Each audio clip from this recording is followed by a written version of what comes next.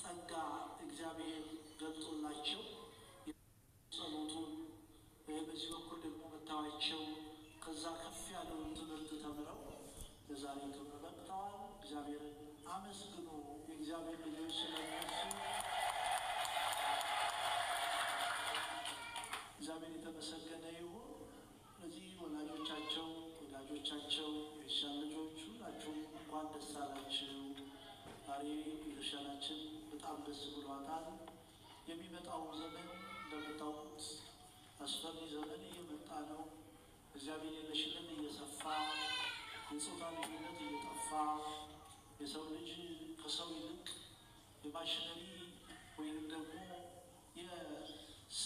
ሰብአዊ ያልሆነ ነገር ወዳጅ እየሆነ ኑሮ እየራቀ የሰው ልጅም ወደ ጥልቁ እየወደቀ ስለሆነ ዓለምን የሚያተርፉ ዓለምን የሚያደርጉ እነሱ ድነው ቤተክርስቲያን ልጆችን እየሰራች ነው። ሚሽናችን እግዚአብሔር ይጠብቅልን።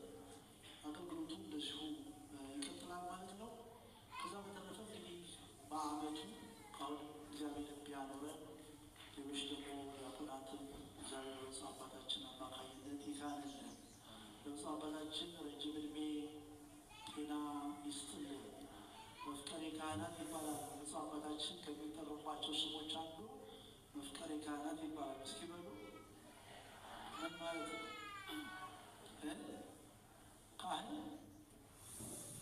ካህን አፍቃሪ ማለት ነው። ካህን አፍቃሪ ሰው ዲያቆን ሲሆን፣ ሰው ቄስ ሲሆን፣ ሰው ሰባኪ ሲሆን ቢደሰቱ ማለት ነው። አይቻልም፣ አይሆንም፣ ይቅር ሳይሉ ልጆቼ የቤተክርስቲያን አገልጋይ እንዲሆኑ አስተምሩልኝ ብለው በኢማራት የአብነት መምህራን ተመድበው እነዚህ ልጆች መጥተዋቸው አምናም የተሾሙት በየደብሩ በሚኖሩ የአብነት መምህራን በፊት የተለያየ ነገር ሲማሩ የነበሩ ናቸው። ብፁዕ አባታችን እግዚአብሔር ረጅም ዕድሜ ጤና ይስጥልን። የዲቁናው ነው እስካሁን የነገርኳችሁ። እንግዲህ ቀሲስ ቀሲሳችን ወሊጥሯቸው ሌላ እንግዲህ ላለፉት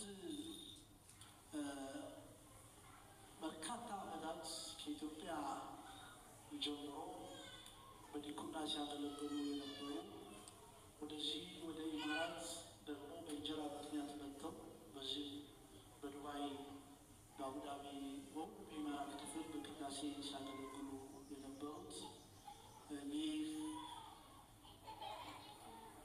የቤተክርስቲያናችን ልጅ ቀሲስ ልዑል ዛሬ የቅስና ማዕረግ ተቀብለዋል። እስቲ እግዚአብሔር ማመስገን ይችላል።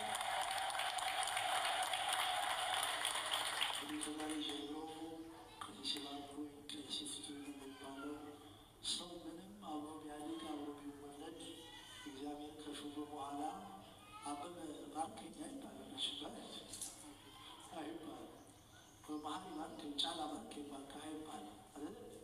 ቤሻችን ትምህርቷን እሱ አይደለምና እግዚአብሔር የቄስን የክህነት አገልግሎት ብዙ ያተርፉበት ያደርግልን።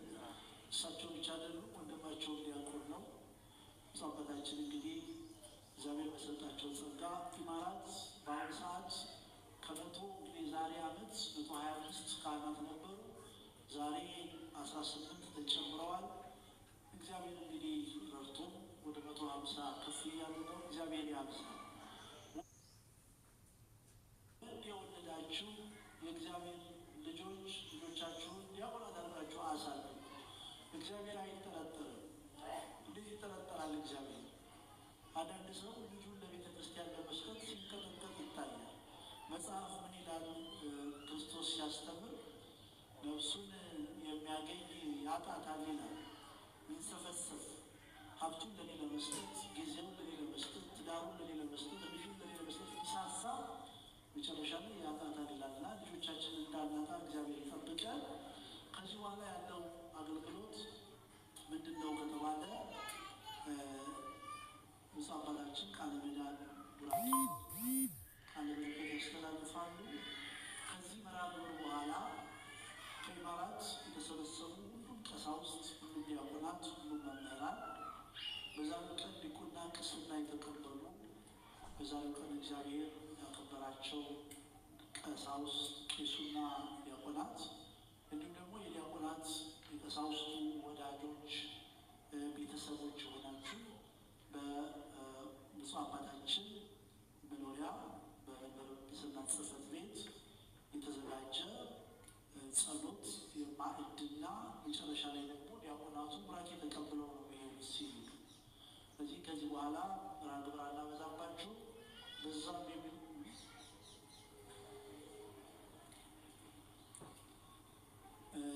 አጭር መርሃ ግብር ይኖራል። ስለዚህ ሁላችሁም የካህናት ቤተሰቦች የክህነት ሰርተፊኬታቸውንም ተቀብላችሁ መሄድ ይገባችኋልና ወደዛ ነው ጉዞ የምናደርገው።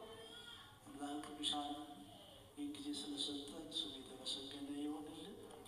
እነዚህ ልጆች እንግዲህ ታገኟቸዋላችሁ። ካሁን በኋላ እንደምታዩት ማህበራዊ ሚዲያው እንዳለ ኮተት ነው የሞላው። ኮተት ይሄ ኮተት ከራሱ አልፎ ትውልድን እያበላሸ ነው እና በማህበራዊ ሚዲያ ላይ ደግሞ ቤተክርስቲያን ሰፊ አገልግሎቷን እየዘረጋች ነው። እግዚአብሔር ይርዳል።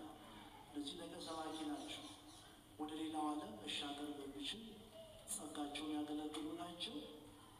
ቀሲስ መጋቢ አእላፍ ቀሲስ ዳንኤል ወንድሙ ከባህሬን ድረስ መጥተው በዓለ ሀምሳን በኢማራት ከሚኖሩ ምዕመናን ጋር ላሳልፍ ብለው ትናንት በዱባይ ሲያገለግሉ ነበር። ዛሬ ደግሞ በዚህ ቅድም በብርገት ሰዓት ሲያገለግሉ ነበር። ማታ ደግሞ ካልተመለሱ በሻርጃ ጉባኤ አለን። በብፁዕ አባታችን መልካም ፈቃድ ደግሞ በዛ ዩኒቨርሲቲ ያገለግላሉ። እግዚአብሔር በዕድሜ በጤና ይጠብቅልን። ሌላው እንግዲህ ዛሬ የተገኛችሁ እንግዶች በተለይ ከዱባይ፣ ከሻርጃ፣ ከኢትዮጵያ፣ ከሌላ ቦታ የመጣችሁ ልጆቻችሁ ክህነት ስለሚቀበሉ ወዳጆቻችሁ ስለሚቀበሉ ይሄ በኢማራት የተሰጠን ብቸኛው ቦታችን ነው። እግዚአብሔር በውስጥ ከ30 ዓመታት በኋላ እግዚአብሔር ቢፈቅድ የሚመጣው ዓመት ብፁዕ ቅዱስ ፓትርያርካችን ብፁዕ አቡነ ቅዱስ አቡነ ማትያስ ወደዚህ መጥቶ የምስረት ድንጋይ ያኖራሉ ብለን እየጠበቅን ነው። ምንድን ነው የአጥር ስራ የተሻለ የገዳሙ ስራ በዚሁ ታሳቢ ተደርጎ ወደምትሄዱበት ዓለም ሁሉ ኢትዮጵያ ሄዱ፣ ወደ ሌላም ዓለም ሄዱ እግዚአብሔር ልጆች ይህንን አገልግሎት የምታወዙበትን ጥሪ ቤተክርስቲያን ታስተላልፋለች። አሁን በቀጥታ ብፁዕ አባታችንን ጋብዛለሁ።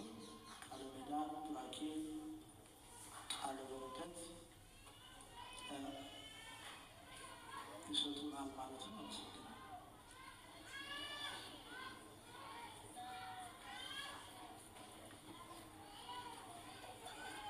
እሺ ብፁዕ አባታችን አሁን ቡራኬ ሲሰጡ ትቆማላችሁ ዲያቆናቱ። እሺ እንደቀደሙ ስታንዳፕ። እሺ መዝሙር አላቸው። ብፁዕ አባታችን ከፈቀዱ መዝሙር ይዘምራሉ። ህፃናቱ መዝሙር አጥንተው ነው የመጡት። መዝሙር ይዘምራሉ።